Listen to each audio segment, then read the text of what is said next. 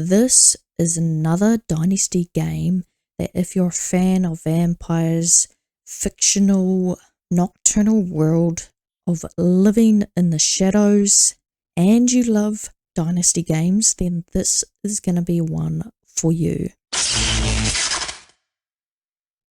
Vampire Dynasty is pretty much where you are a vampire, you build your castle, you manage your clan, you expand over what they call Sangavia, you develop your character, experience a dynamic story in an open world, and rule the land either alone or with your friends, co-op mode up to 4 players. This is still in development. It has not come out into early access just yet, but it is coming out soon.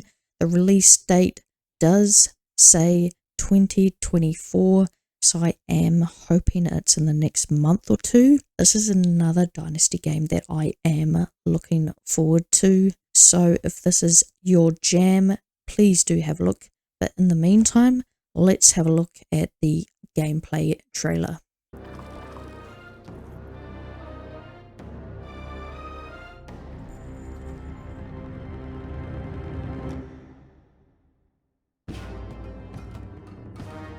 As 2, 4, excellent. This is pre-alpha footage. As you can see, you can build a massive castle. Doesn't look hugely detailed, but I do love this. The fact that you can sleep in a coffin. Suck the blood. You can run really fast. You've got senses as a vampire. I believe you can turn into a bat and fly around the map as well. Everything seems to be very hand-to-hand combat with the sort of old, traditional, original vampire vibes. Slashing people across the face with those claws. There you go, there's the bat.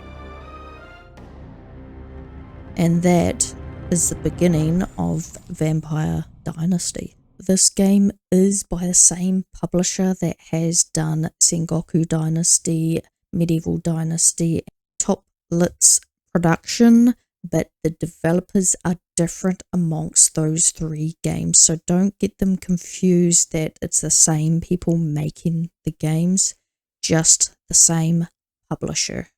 So we are Dragos. I'm not too sure if it's Dragos or Dragos, a survivor of vampire attack turned into a creature of the night.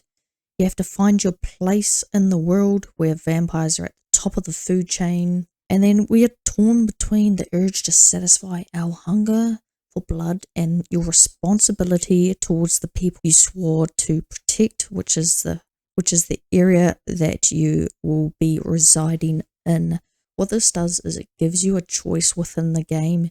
Do you be that nice vampire, you don't attack anyone, or will you be that bloodthirsty vampire where you rule with an iron fist, you're drinking everyone's blood, and you just take what you want?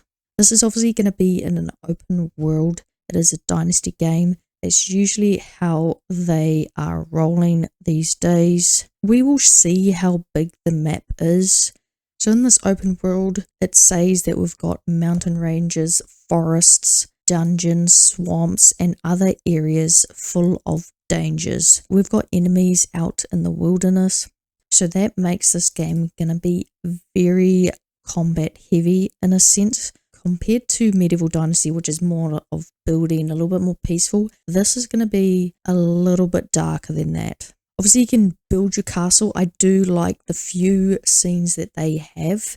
The image of the castle that they have currently isn't very detailed. It does look very bland, if I do say so.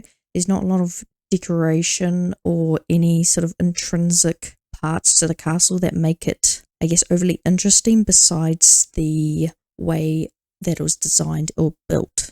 So I am looking forward to how they go about putting in new models for walls, floorings, and all the likes. What we saw in that gameplay trailer was the coffin.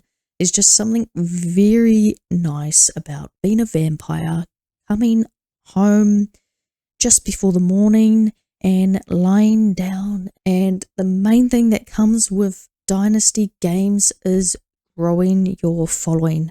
There's nothing more fun than having people in your village, clan, or whatever you want to call it, and you get to have followers. So because you're a vampire, you get to sort of decide who lives, who dies, if you make them your follower. As it says, do you become a tyrant, or will you try to serve the people you swore to protect? This here indicates there's going to be a choice in this game. If we look further down, it does say choice matters. So that there is going to be a nice asset to this game. Choice in game is top notch. I do like having different ways of playing all the aspects and elements of being a vampire, and that's the superhuman strength, the ability to change into a bat and explore the open world. Whether this is going to be abilities that we have to unlock on the way, or some of them are going to be standard abilities that you already have, we're not too sure at this point. But going back to the choice, and I would assume there's going to be some kind of storyline to this game, and that is making these kinds of decisions. You can see here that when you do talk to people, you have a couple of options to make. So this is the demo trailer, and that is looking really nice. I'm not too sure what that castle will be, but these buildings, this looks really cool. Gives that real dark feel. It's sort of... His death is pointless. It can benefit only you. He might be a thief, but I am not a murderer. You're not a human either. Not a murderer, not a human. Build the castle of your dreams. So, like, do we start from scratch? I don't know, but if you look at this, I gotta go back for that. Let's have a look there. So right there looks like you have quite a few options already. So that there is 1, 2, 3, 4, 5, 6, 7, 8, 9. I think there's at least 9 different versions of coffins. So those are the special objects. You've got inventory, journal, building, management, statistics, if I can even say that word right. But this is looking pretty good. It's the typical survival building game Always hunger for human blood. where you always... Wake up, little brother.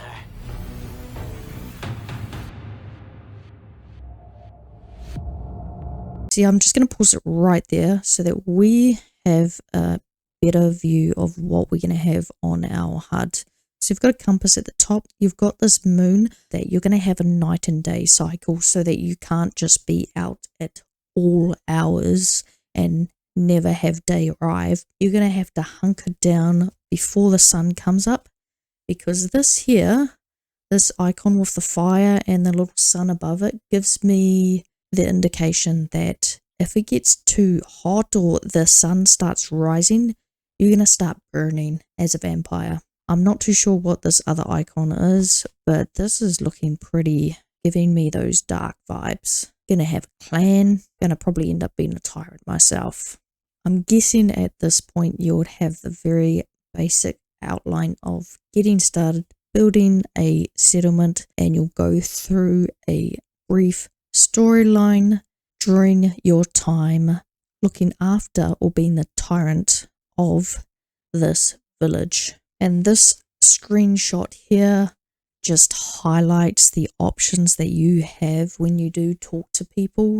You can either try to bribe the priest or send people to resolve the situation by force. So these 2 icons here, I'm assuming you need maybe 2 followers. There seems to be 2 different colors, so maybe it's indicating that you need 2 different types of followers.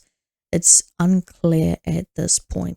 And if you're a fan of co-op, this is going to be a nice little gem for you to dive into. As the Child of Night, you won't have to be alone. Invite your friends to rule the land as equals and see where your individual decisions lead you. This is an indication that each of you have your own choice and you don't have someone who's leading the game.